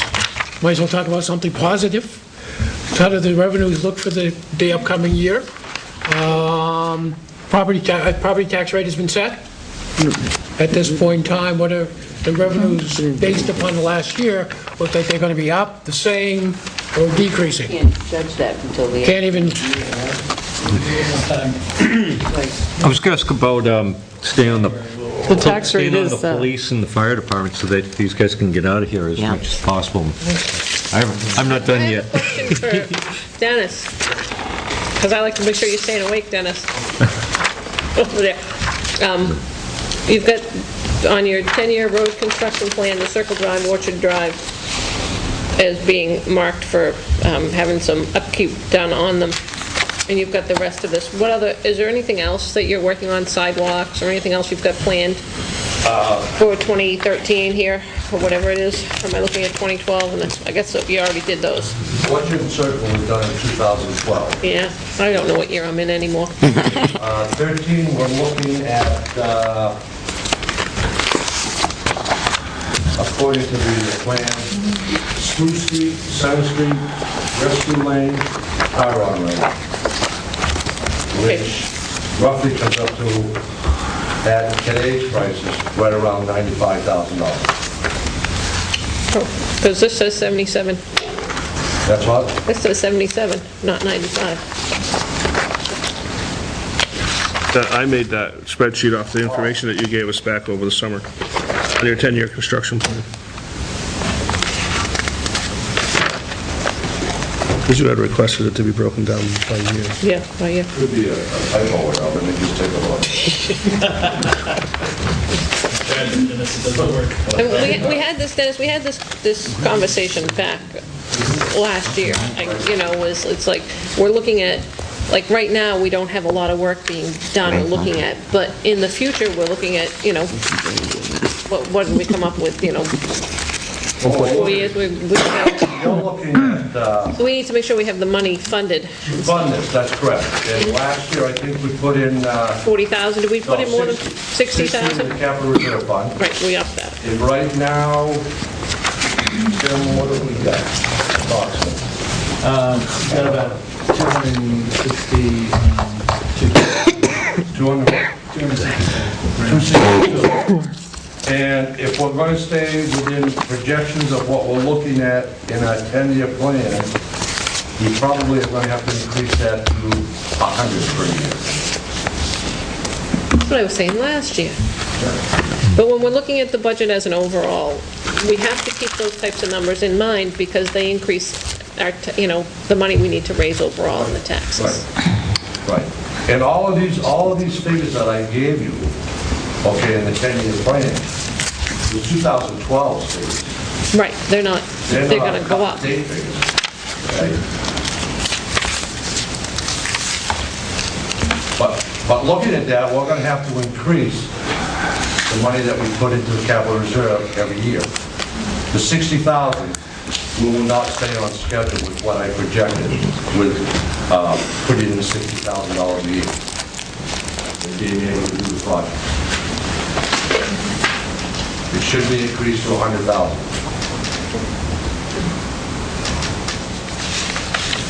I agree with that. I agreed with that last year.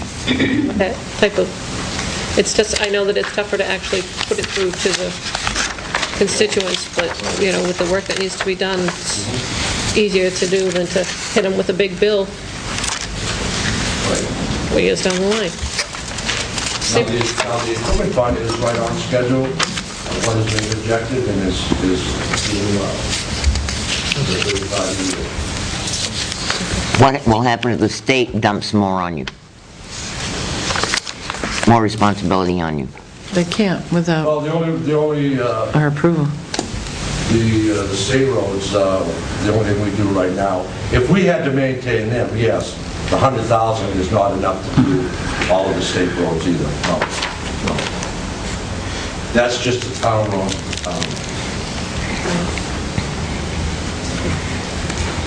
Chief, same type of question for you on a different topic.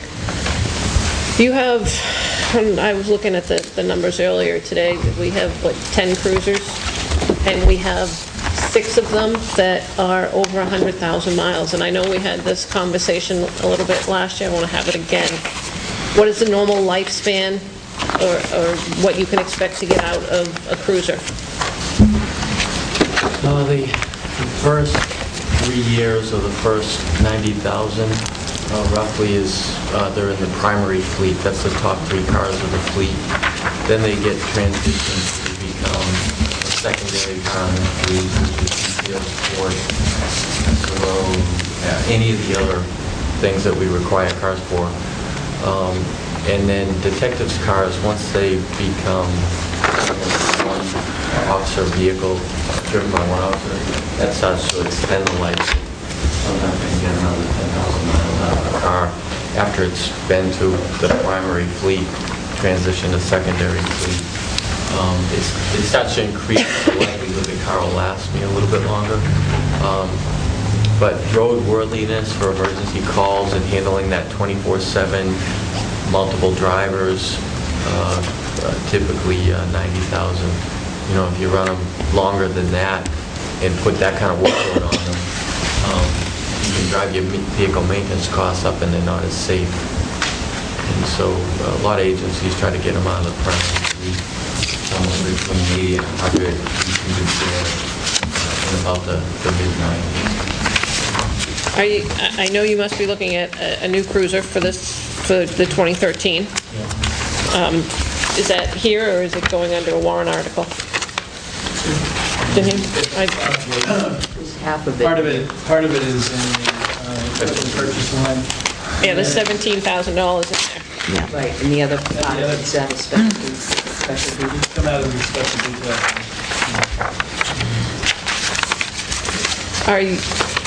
Are you going to be looking at encumbering funds again this year? Yes, yes. In order to purchase 2 vehicles? No, No. he doesn't have that much money to encumber. It's very tight. What about encumbering money for Dennis, for anything that Dennis is? I know we did that with the truck last year. Well, that's a different story. It is. Yes, I am looking to encumber the truck, yeah. He's looking to encumber 35,000 on, towards the 1-ton. So buying the new 1-ton this year? This coming year? Yes. How much is it going to cost us? 95.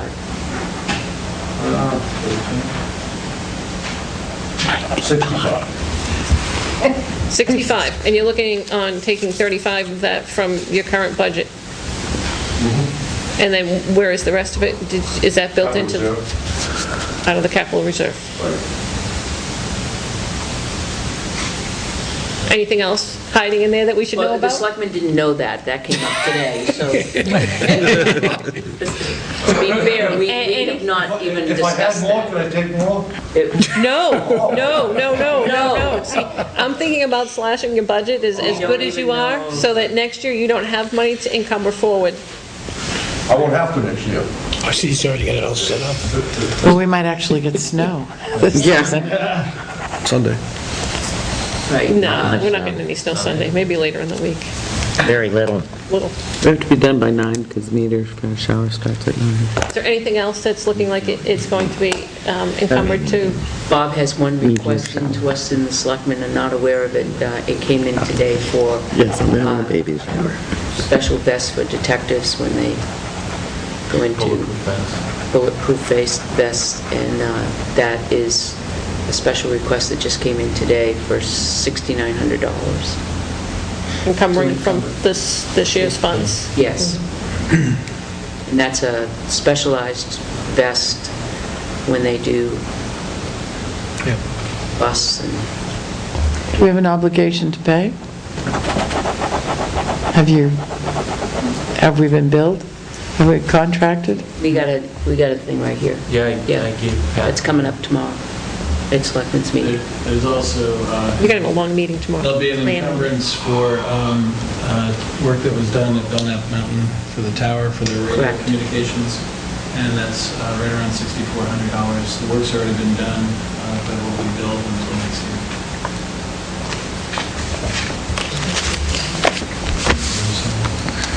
Why don't you explain to them what it meant to get into the Belknap? The radio communications cell tower, which it works okay, but there's a lot of dead spots because they're low. And for our type of communications, we need to be on a mountain. And so I've been vying to get us around closest to us. And we only allowed 30 acres. And I asked to get on the mountain about 2 years ago. So Tilton was the only agency to get there other than state and federal. And they put a new tower up this year. The old one was cracked. It's been up there, God knows, for 60, 70 years. And so the window of opportunity to get up there was now while they're putting the new tower up. And so it was a kind of a one-shot deal for us to get up there, but it'll kind of put to bed a lot of radio crises or issues that have been going on for years before I got hired, with dead spots all over town and officers requesting help and no one. It's just a bid. It's not an obligation. But at the end of my budget on priority was, these vests for detectives. But if That's just like, he hasn't ordered it, there's no obligation for us to pay this. Therefore, I it's think not it's an important. encumbrance. The radio thing will take care of the dead spots for the life of the agency. I mean, we needed to be there. Cell towers are nice for cell phones because they have so many of them. It's a different network than we are. We only have 100 here. Verizon might have 100 towers or 100. So, talking to the experts, they said that's what we needed to do. So, one-time investment. Who's the expert? Well, there's several. Paul Leary is one of them. And then talking to the people from the different electronics and QA communications. Like, why do I have all these dead spots? Well, you're on a cell tower. And since we've been up here, it's fixed everything. The guys would be off, wrestling with a shop all afternoon, no one's here. Or at the high school in trouble, and they were just dead in the water. So we've come a long way to get that resolved. So I understand this is a one-time fee, or is it going to be an annual fee? No, one time. This is a one-time. One-time fee? Yeah. I mean, I'll still have to probably pay electricity and any maintenance on the repeaters, that sort of stuff, but I'd have to do that wherever we are. And I don't fault that. That was the other part. Those part of the costs that come along with that. I was just looking at maintenance and then the service that you have to provide for that. So that would be included in your budget in a normal cycle. That's my radio line. Yeah, Okay. this was more involved. They had a hike, there's no road up there, so they had to fly everything up by helicopter. They had the tower, the new tower. Yeah. That big of a hike. Do they, some of these things I that, told them I wouldn't, actually. do any of these things like increasing our radio coverage, buying bulletproof vests, do they help create money savings on liability insurance? If you report it to the insurance company that you have better radio coverage and more? No, our premium isn't based on that. It could work the other way, though, if they made me aware of deficiencies in radio equipment or vests and something happened, then it does create liability for us. The other way, and that's. I think that anything the town can do to increase officer safety is something that we always have to take a look at. And that's why I don't have a problem with the vest for the detective or looking at the repeater. At this point, we also have a replacement plan for the vests that patrol officers and supervisors have. Where are we along that line with replacement? Are we replacing whole vests, plates, or what kind of process do we have at this point in time? Yeah, it's because they all come on different times and the vests last 5 years, so it's staggered, and now, we track it. So every year I meet with my lieutenant and I say, okay, who's coming up for expiration, their body armor, and then we replace the vest. It used to be, for years, it was optional. Why really love the vest? It's comfy, it's like that old blanket. Now we're like, sorry, if you're at the 5-year mark, we have to give you another one. And that's kind of the industry standard. And Do they recycle the old vests though? they do, actually, yeah. No, I just meant like. I'm sorry, send it that's off, scary. Like recycling cars and Recycle the plates and whatever. recycle, send it off, If it isn't good for something to go. I want to be on the recycling committee, I want their best. I want to recycle. We don't want this one anymore because it's not as good as that one. Here, you have it. Because there have been times when officers have conveniently forgotten or optional, but it's a condition of their employment that they are wearing the vest at all times. Right. Even the chief. Even the chief. Good man. I had a question. I was looking at the grants and donations. We thought we were going to get $12,448, but we've only received $6,852 so far from the grants. How many? That's highway safety. Right. Yep. PD? We bill at the end of the year. Right. We'll bill like during certain portions of the year. And some of the programs are staggered. The billing has to fall usually within a month of the program. So some of that stuff's done, is like the things we did over the summertime, and then we'll send one final payment for the year. They reimburse everything we do. How we did? Did that even out last year too, or, I mean, sometimes I have to, like this year, we had a lot of expenses with the TV bill, and so, I have to look at the water line, and so sometimes I'll start to freeze, and, I had to put 4,000 into my building, and I had 5,000 in a year, and so I really have to watch what I spend overall, too. But then we're also obligated to do these highway safety programs, or else we won't be eligible. I want to move into Well, if a line's underspent, sometimes it's because I had to put extra money in.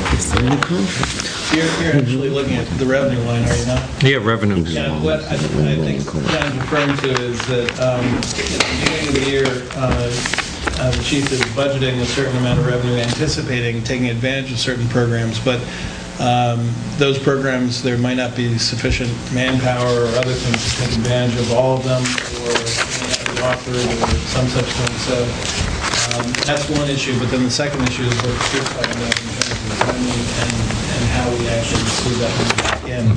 It's always a lag from the time that the work is done. Yeah, one of the concerns, one of the things we were saying, well, do we really need a motorcycle? Well, it's covered by a grant.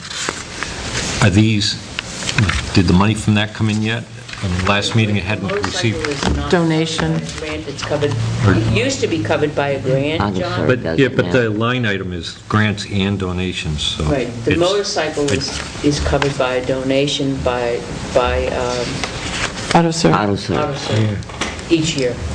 The grant, 2 years ago, they no longer offered the grant for the it was highway safety, right? For the motorcycles, and that dried up, and we didn't know that until very late in the year. And AutoServe stepped up and offered to donate each year. They've done that.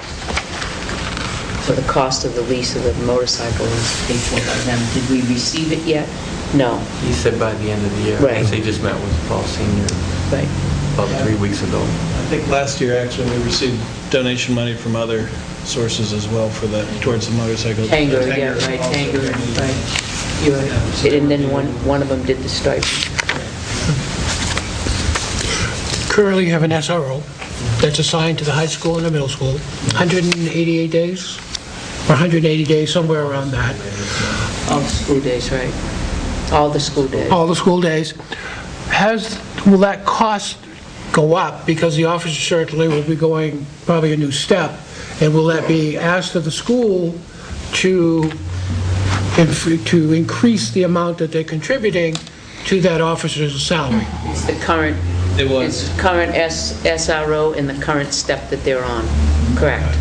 So historically, we have not been reimbursed 100%. In the year before last, we got a good portion of it. Last year was the first year. We sat down and put our numbers together and got 100% reimbursement. Okay. Now, the reimbursement, does that come in a lump sum to the town, or does that go to the officer? You have to ask Tim that one. We pay the salary, and then we're reimbursed by the school That's correct. for that salary. So we bill the school system. Paid to the town of Tilton. That's correct. Pay the Paid to the town of town of Tilton. Tilton, correct. We invoice the school district, and they pay the invoice. And they pay extra to have a car over there. Okay, so it's actually coming out of your salary line, but the money then goes back into that salary line from the SRO. The cruiser goes into the special duty fund, or what fund do we put that in with? It's just a cost.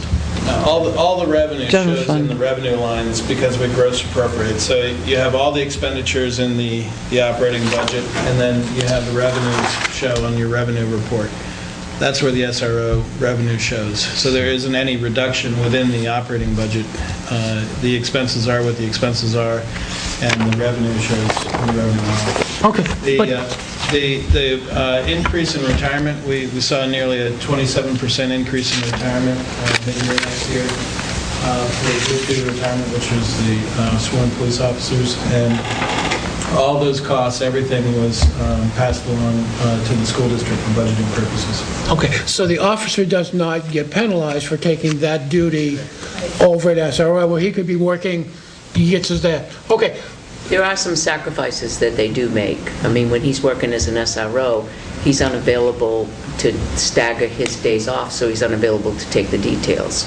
okay. So there are some sacrifices. Right, and- He does not penalize pay. And I know that the chief makes it right, so we'll leave pieces alone. The other question, I guess the question I have is, does that money go back to the police side of the revenues, or does it go to the town in general?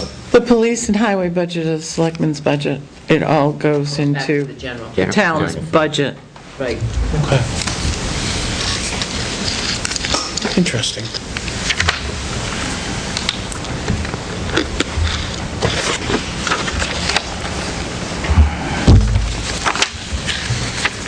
What's Cindy doing?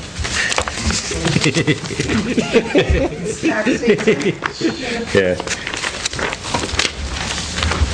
But everybody's just sending in their money online, right? Oh, yeah. Don't have to worry about nothing. Don't have to do it again. Any big changes for you? And No big anything the changes. state's not putting any more stuff on your plate, or? This coming year is going to be a great year for elections. It's right to the... There's only going to be one, Yeah. and that's in March, so that'll be good. No, the state, I think, is going to be pretty quiet this year. I think we're going to do a lot of legislative work to, working with Jeannie. I've already got her started on something, too. So, to get our towns more. I got 2 things for But I am planning on going on, doing renewals via the internet, and that's built into the budget. It's a $250 charge for the programming. Renewals for automobiles or dog licenses too, or everything? Well, you get your little tag, you send it by mail, or? Just like with the registrations, yeah. I would have to mail it. So that's going to increase that cost slightly? Yeah, but it's a service. No, I get that, I get that. Most towns have done that for a long time anyway. So, Is the cost of that mailing covered in a convenience fee? no. I had a convenience fee. And if it is, don't call it a convenience fee, that Sure it is. makes me want to Exactly stab what my it is. computer until it's dead. Doesn't it? It's not very convenient at all. I had it for a couple of years on those individuals that, for the mail-in renewals, they wanted to use the service, and it was an extra $1 per registration. But there's so many problems with that. People wouldn't even send in the $1 with it, and if you're going to bill one person, you have to bill them all, So, it was very sticky, so we took it off. I asked the selectmen what they wanted to do, and came to a conclusion. Because you'd end up mailing them a bill, it would cost more than the dollar Yeah, or before I you wouldn't knew do it. the registration, mail it back to them, say, please change your check, or I'd get on the phone with them, can I change your check? It would just work, Oh, yeah. Initial your check. Small town. So, so we're going to be doing that. Nothing else is big in my office. I suspect you're going to get that surcharge on license, on tags, car tags again. I suspect that. But the $30, I haven't heard anything about I that. suspect you will. The what? I think the, They wanted to come back in, Maggie Hassan. I think that the fact that they put it out there, they had to thought you take it had to off. anyway. It was something that people were getting used to. There's other ways they could have, they could have increased the marriage license fees. Amongst the They main had increased them, and then they decreased them. That's something important to point out, though. If you had looked, I don't know if you've had a chance to look at the November financial summary, but as of the end of November, all of her motor vehicle revenue targets have essentially been met. They're either just under 100% or just over 100% at the end of November. So, and December is usually a good motor vehicle revenue month, so we should do well in that area. What did I make? 400,000 today. Carrying about 505,000 tomorrow. Reasonable fee. And that's what I was clumsily getting to at the first question. Yeah, it's hard where to the know revenues when the revenue is going to stop flowing in. The 19th they're paying thousands It's hot and heavy. Well, it's been hot and heavy since the day I mailed them out. The next step. That being And that was really early, and I give people 45 days normally. And that's what I was looking for. What is the rate? The rate at this point in time is the normal steady flow. There has not been a spike one way or the other, either positive or negative. Sure. Okay. There's been spikes because of the big agencies, they get in their tax payments. I bet they They want to make sure that they get them in because they've got to service their customers. But the projection is, and it would not keep you to the projection, is that we're going to do as well as we did last year. Sure. Revenues-wise. I'll say that. Okay, good. Generally speaking, by the end of the year, we've collected about the same percentage at the end of the year, each year. Good. And that's what I'm looking at, because, again, I'm cognizant of the fact that it can be very flexible. It could dry up tomorrow, and we wouldn't know why, just because And I it go did. after them. But, so, there is no significant difference from last year, from this to this year, with revenues coming in. No. Good. We're going to have to get her a bulletproof vest if she keeps going after him like she has. I end up in court with people too. Good. You can get a court fee, but we can't get the money back. It's true. We win and we don't get the money back. Yeah. Yeah. 5 out of 5 cases I've won. What is it, blood out of a stone, you know? I felt bad Are there for any some. big revenue people that haven't paid, Yeah. or they're like No, way they're back? pretty good. They're pretty good. Because I get on the phone with them and I remind them. Well, it's not even that. It's going up to 18%. And, you know, Cement slab, it's a hard. Oh, Bank of America just pays mine. Oh, look, in a failed septic system. All I'll say about a Bank of America. Any more questions you guys? Anybody else? Good question. Just wear and tear on police vehicles. I mean, we look at mileage, but they're actually running almost constantly. I mean, like if you're doing a detail, the engines are running for 8 hours. Does that add wear and tear to the vehicle, or is it? Well, no, I mean, if you think, No, it was just really funny because somebody recently gave me an article cut out of the newspaper that this was a pet peeve of theirs about the cars sitting out there running on details, and Maggie was saying that was one of her pet peeves too, of just, having that one way to reduce spending is to stop having the details be sitting there with the cars running. They don't need to be. One thing I was going to point out to you is that in your financial summaries in the repair records, which is the last page, you'll see that there's a column for idle hours and a column for engine hours. And as long as the highway guys that are doing the PM on the cars are capturing that, it's reported. So you can see the elapsed time in hours from the last time the car was serviced. And you'll see not only the mileage tracked, but the idle hours and the engine hours used. Yeah, I mean, just some of the stuff that's changing now when it comes to that stuff is types of cars, like these new Ford Interceptors. They look like battering rams. Those things are scary looking. So no more strobe packs. Basically, when they're out there and all those lights are running, it's drawing a huge amount of power. If they shut it off within 15 minutes, the car's dead as a doornail. Sometimes it can actually fry the battery, and then they have to go out and spend $130 on a battery. These new cars, like these Interceptors, are very fuel efficient. They're getting great gas mileage. All the light packages in them are LED. No more big strobes, no more heavy electronic drain on the vehicles. So we're getting away from that, and these future cruisers won't have to run anymore. So we realized that was a problem, and that's what we've been telling Ford and the people, the upfitters that put the lights in them. It's like, get us away from that. Technology's there now. So you're going to see more fuel-efficient cars that don't have to run on details, lights that don't draw any power, radios that draw less. That's where we're heading. So hopefully, as we start to phase out those old cars, this will all be a subject of the past. It's good to hear. Let Scott know that, Who said it was Scott? because he brings me this. Especially when gas got up to how much? No. Well, I haven't seen him in, Just saying. haven't even talked to him. We talked about it. Anything else? There could be some parking revenue generated around my neighborhood. Now that we went to parking ban. Saying. Particularly at that corner of Cedar and High Street. Oh, no, well, there's a white pickup truck that, well, that's moved, but on Chestnut Street, you can generate some revenue. There was a house that once grew the magic herb, and they have cars parked there out at overnight. Just make an observation. Are you on the police force now? No, I might be. No, I happened to drive home last night at 1:45 in the morning, and I happened to see the cars there. I'm I know sure we they have- just weren't having a party. But I do have to talk to you.